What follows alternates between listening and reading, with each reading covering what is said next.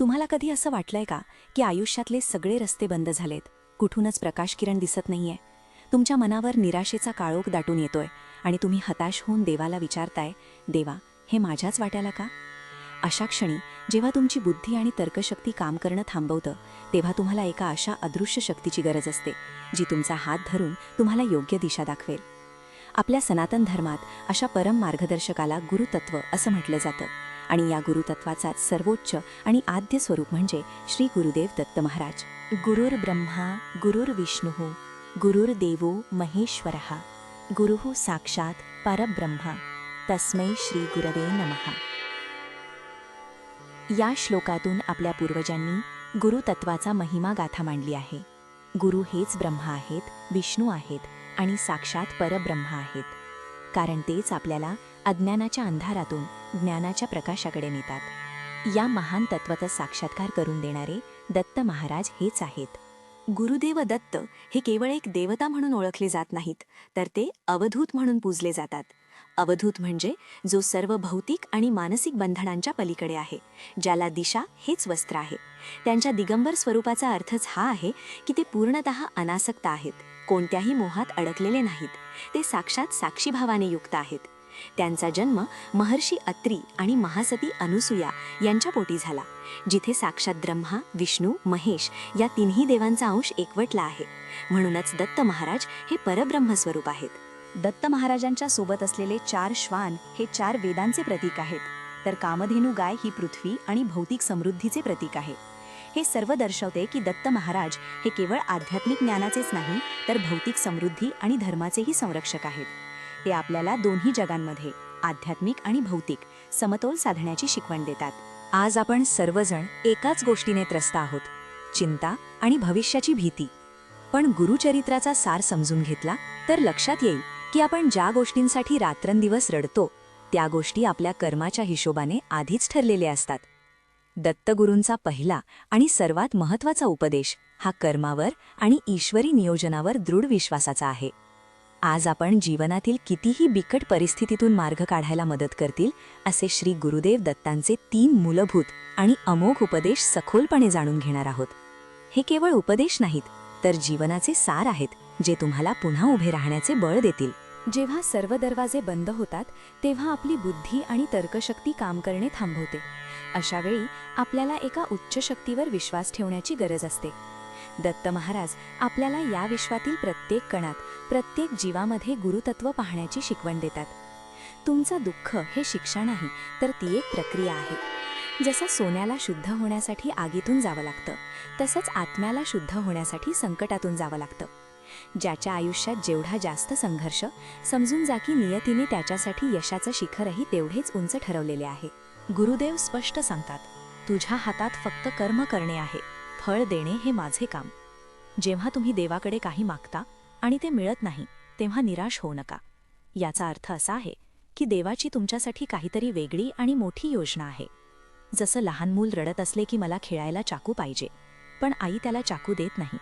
तिथे त्या मुलाला वाटते की आई वाईट आहे, पण आईला माहीत असते की चाकूने त्याचाच हात कापला जाईल. आपणही त्या लहान मुलासारखे आहोत आणि देव त्या आईसारखा. अनेकदा आपण ज्या गोष्टीसाठी हपापलेले असतो, ती गोष्ट आपल्या विनाशाला कारणीभूत ठरू शकते. म्हणून देव आपल्याला त्यापासून वाचवत असतो. यालाच ईश्वरी कृपा म्हणतात, पण आपण अज्ञानामुळे त्याला दुर्भाग्य समजतो. संयम हा यशाचा पाया आहे. आजची पिढी प्रत्येक गोष्टीत घाई करते, पण निसर्गाचा नियम बघा, माळी झाडाला 100 घागरी पाणी घालू दे, पण फळ तेव्हाच येईल जेव्हा ऋतू येईल, त्याआधी फळ येणार नाही. तसेच तुमचे प्रयत्नही 100% असू द्या, पण तुमच्या कर्माचे फळ योग्य वेळ आल्यावरच मिळेल. जोपर्यंत ती वेळ येत नाही, तोपर्यंत संयम ठेवा आणि ईश्वरावर श्रद्धा ठेवा. साईनाथांनी श्रद्धा आणि सबुरी हे 2 शब्द वापरले, जे दत्तांचेच रूप आहेत. श्रद्धेचा अर्थ आहे देवाला काय करायचे आहे ते माहीत आहे, आणि सबुरीचा अर्थ आहे देव ते योग्य वेळेच करेल. आपण म्हणतो की देव मला बघत नाही का, तो शांत का आहे? लक्षात ठेवा, जेव्हा शिक्षक परीक्षा घेत असतात तेव्हा ते शांत असतात. ते विद्यार्थ्यांच्या प्रश्नांना उत्तरे देत नाहीत. जर तुमच्या आयुष्यात कठीण काळ चालू असेल आणि देव शांत असेल, तर समजा तुमची परीक्षा चालू आहे. तो बघतोय की संकटात हा कोलमडून पडतोय की माझ्यावर विश्वास ठेवून उभा राहतोय. जो या परीक्षेत पास होतो त्यालाच गुरुदेव जवळ करतात. ही परीक्षा तुम्हाला अधिक मजबूत बनवण्यासाठी आहे, तुम्हाला देवाच्या जवळ आणण्यासाठी आहे. श्री गुरुदेव दत्तांनी आपल्याला 24 गुरूंची अद्भुत संकल्पना दिली आहे. त्यांनी पृथ्वी, जल, वायू, अग्नी, आकाश, चंद्र, सूर्य, मधमाशी, साप, कोळी, मासा, पक्षी, वेश्या, बालक, कुमारी, बाण बनवणारा अशा अनेक गोष्टींना आपले गुरु मानले आणि त्यांच्याकडून जीवनाचे विविध पैलू शिकले. याचा अर्थ असा की ज्ञान हे केवळ पुस्तकात किंवा व्यक्तीमध्ये नाही, तर आपल्या आजूबाजूच्या प्रत्येक गोष्टीत, प्रत्येक घटनेत दडलेले आहे. जेव्हा आपल्याला वाटते की सर्व रस्ते बंद झाले आहेत, तेव्हा अनेकदा आपण एकाच पद्धतीने विचार करत असतो. आपण आपले मन आणि दृष्टी मर्यादित करून घेतो. दत्त महाराजांचा हा उपदेश आपल्याला शिकवतो की जीवनातील प्रत्येक अनुभव, मग तो चांगला असो वा वाईट, तो आपल्याला काहीतरी शिकवण्यासाठीच येतो. अपयश ही यशाची पहिली पायरी असते, जर आपण त्यातून शिकण्याची तयारी ठेवली तर. तुम्ही कधी विचार केला आहे का, समुद्र एवढा विशाल आणि शक्तिशाली का आहे? कारण त्याने हजारो नद्यांचा वेग स्वतःमध्ये सामावून घेतला आहे, तरीही तो शांत आहे. माणसानेही तसेच असावे. बाहेर कितीही गोंधळ असो, लोकांची कितीही टीका असो, मनातून शांत राहणे हीच खरी शक्ती आहे. नदीला जेव्हा एखादा डोंगर आडवा येतो, तेव्हा ती मागे फिरत नाही, तर आपला मार्ग बदलून नवीन वाटेने पुढे जाते. तसेच आपणही जेव्हा एक मार्ग बंद होतो, तेव्हा थांबून त्यातून काय शिकता येईल याचा विचार करायला हवा आणि नवीन शक्यता शोधायला हव्यात. ही वृत्ती आपल्याला लवचिक बनवते आणि परिस्थितीशी जुळवून घेण्याची शक्ती देते. एका शेतकऱ्याची कथा आपल्याला हेच सत्य शिकवते. त्याला वाटायचे देवाला शेती कळत नाही. त्याने देवाकडे 1 वर्षासाठी निसर्गाचा ताबा मागितला.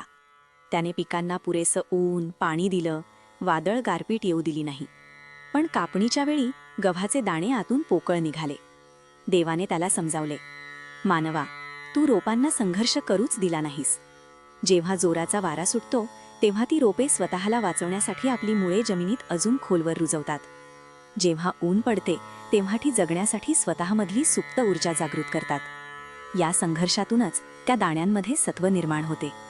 सोन्यालाही चमकण्यासाठी घणाचे घाव सोसावे लागतात आणि आगीत जळावे लागते. तसेच आयुष्यात संकटे आल्याशिवाय माणसाचे व्यक्तिमत्व घडत नाही. संघर्षच माणसाला आतून मजबूत बनवतो. दत्त महाराजांचे दिगंबर स्वरूप हे अनासक्तीचे परम प्रतीक आहे. अनासक्ती म्हणजे गोष्टी सोडून देणे किंवा निष्क्रिय होणे नव्हे, तर कर्मफलाची अपेक्षा न ठेवता आपले कर्तव्य करणे. जेव्हा आपले रस्ते बंद होतात, तेव्हा आपण त्या विशिष्ट परिणामाशी किंवा त्या विशिष्ट मार्गाशी खूप चिकटून असतो. ही आसक्तीच आपल्याला अधिक दुःखी करते. भगवद्गीतेमध्ये भगवान श्रीकृष्ण म्हणतात, कर्मण्येवाधिकारस्ते मा फलेषु कदाचन मा कर्मफल हेतुर्भूमा मा ते संगोस्त्व कर्मणी. याचा अर्थ असा की कर्म करण्याचा तुला अधिकार आहे, परंतु कर्माच्या फळांवर कधीही नाही. तू कर्माच्या फळाचे कारण बनू नकोस आणि कर्म न करण्याकडेही तुझी आसक्ती नसावी. हा श्लोक आणि दत्त महाराजांचा दिगंबर अवतार आपल्याला हेच शिकवतो की आपले काम पूर्ण निष्ठेने करा, पुरुषार्थ करा, पण त्याच्या फळाची चिंता परमेश्वरावर सोपवून द्या. फळाची आसक्ती सोडल्यास मन शांत राहते आणि आपण समस्येकडे अधिक तटस्थपणे, साक्षीभावाने पाहू शकतो. यामुळे आपण कमी तणाव अनुभवतो आणि नवीन पर्याय शोधण्यासाठी आपले मन मोकळे होते. दत्त महाराज स्पष्ट करतात की या जगात तुमचे कोणीही वाईट करू शकत नाही, जोपर्यंत तुमचे स्वतःचे मन तुम्हाला कमकुवत बनवत नाही. मन हे आंधश असते, त्याला भविष्याचे ज्ञान नसते, त्याला फक्त सध्याचे सुख हवे असते. आपले शरीर हा रथ आहे, आपली इंद्रिये हे घोडे आहेत, मन हे लगाम आहे आणि आपली बुद्धी हा सारथी आहे. आज समस्या ही झाली आहे की बुद्धी जी मालक असायला हवी होती ती गुलाम झाली आहे आणि मन जे सेवक असायला हवे होते ते मालक झाले आहे. जेव्हा मन सांगते की आज काम नको करूया, आज आराम करूया, तेव्हा बुद्धीने त्याला आदेश दिला पाहिजे की नाही, आजचे काम आजच झाले पाहिजे. पण आपण मनाचे ऐकतो आणि तिथेच आपल्या अधोगतीची सुरुवात होते. मनाला रिकामे ठेवू नका, कारण रिकामे मन हे सैतानाचे घर असते. जेव्हा तुम्ही रिकामे असता तेव्हाच तुम्हाला भूतकाळातील दुःख आणि भविष्यकाळाची चिंता सतावत असते. जे लोक सतत कार्यरत असतात, ईश्वराच्या नामात मुंग असतात, त्यांना ते पैशात किंवा नैराश्य कधीच येत नाही. मनाचा एक नियम आहे, त्याला एका वेळी एकच विचार करता येतो. जर तुम्ही त्यात श्री गुरुदेव दत्त हे नाम भरले तर तिथे चिंतेसाठी जागाच उरणार नाही. या जगात सर्वात मोठा अडथळा जर काही असेल तर तो आहे अहंकार, इगो. मी कोणीतरी आहे, हे पद माझे आहे, माझ्यामुळेच हे घर चालले आहे, हा मीपणाच माणसाच्या विनाशाचे कारण आहे. रावण, कंस, दुर्योधन यांच्याकडे काय कमी होते? धन, शक्ती, बुद्धी सर्व काही होते, पण फक्त एका अहंकारामुळे त्यांचा सर्वनाश झाला. अहंकार हा त्या फुग्यासारखा आहे जो बाहेरून खूप मोठा दिसतो, पण एक छोटीशी सुई म्हणजे सत्य त्याला फोडण्यासाठी पुरेशी असते. आपल्या शरीरातच अहंकाराचा आणि नम्रतेचा एक अद्भुत धडा लपलेला आहे. एकदा शरीरातील दातांना स्वतःच्या शक्तीचा गर्व झाला. त्यांनी जिभेला हिणवून म्हटले, ए जिभे, तू किती कमकुवत आहेस, तुला हाड नाही, तू आमच्या पिंजऱ्यात बंद असतेस. आम्ही 32 जण आहोत, आम्ही ठरवले तर तुला एका क्षणात चावून तुकडे करू. जीभ शांत होती. तिने नम्रतेने उत्तर दिले, दादा, तुम्ही मजबूत आहात हे मान्य आहे, पण विसरू नका, ताकद कडकपणात नसते, तर ताकद लवचिकपणात असते. माझी नम्रता हीच माझी शक्ती आहे. काळाचं चक्र फिरले. म्हातारपणी एकेकाळी गर्वाने टाठरलेले ते दात एक एक करून पडले, पण ती मऊ हाड नसलेली जीभ जन्मापासून मृत्यूपर्यंत त्या माणसाची साथ देत होती. गुरुदेव दत्तांनी यातून जगाला एक महान सत्य सांगितले आहे. जे झाड वादळात टाठ राहते ते मुळासकट उखडून पडते, पण जे गवत वादळ बघून नम्रतेने खाली वागते ते वादळ गेल्यानंतर पुन्हा टवटवीत उभे राहते.